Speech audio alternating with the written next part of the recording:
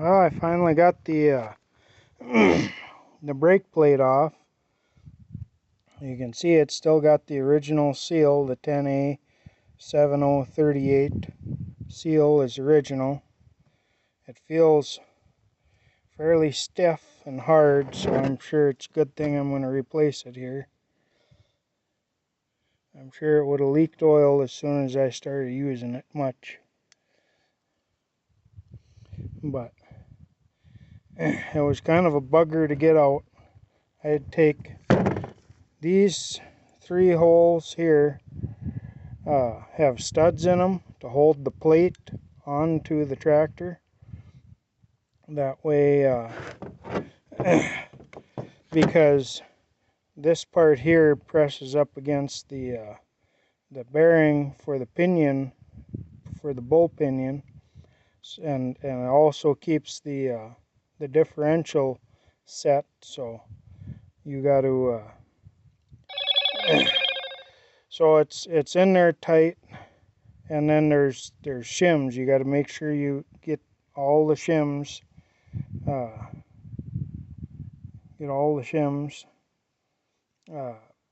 together, and don't lose any, otherwise you'll have to start over. So these are the shims. I got them wired together to make sure I don't lose track of any. And then there's the bearing.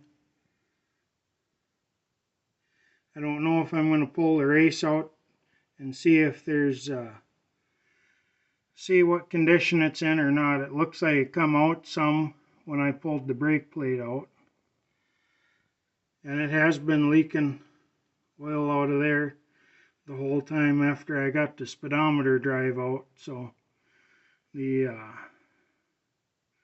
so that definitely could be a place where it was getting oil on the brakes too. There's an O-ring on the speedometer drive, and 3 little pins that are supposed to push out against it to hold it in place.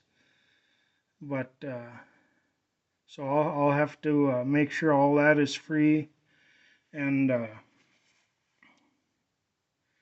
make sure it's all free and have a good O-ring on it while I'm in here, or have, more accurately, have the PTO or 3-point off, because I'm going to reseal that all together.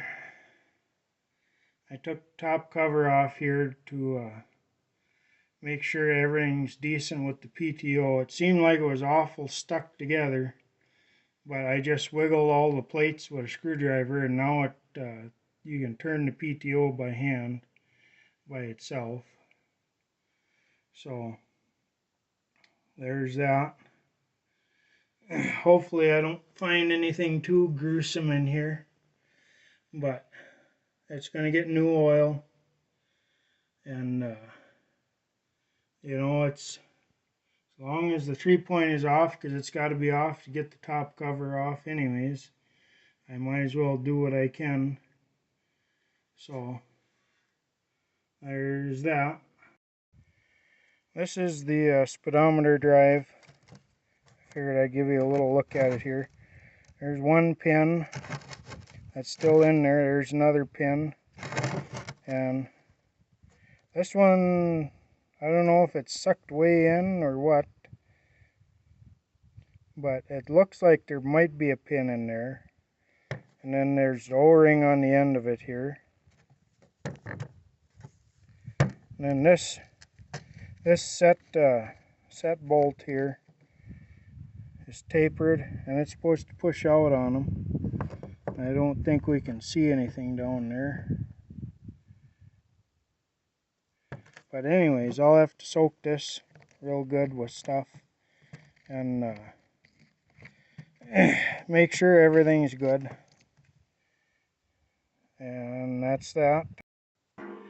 One last thing I should note, just for everybody's reference, the holes with the studs would be this one and The one, let's see, this one over here and up here. This one I was having trouble getting out, but once I had the two out, I was able to get enough wiggle out of things that it come free. So, but those ones, let's see, those ones for sure need to have sealant on them because they go all the way through. This one started leaking oil once I got the stud out. The one across from it here, that's a bolt that holds the outer cover on. That one I don't remember seeing any leakage from, so I don't think that one goes all the way through, but I'm going to double check it, and I might seal them all regardless, just to make sure once I put it together. So there's that. I think that should be good for today. If I pull the bearing out or the bearing race out and I see anything funny, I'll bring you back. Otherwise, you can catch me on the next video with another 445 update. Thank you for watching. Bye.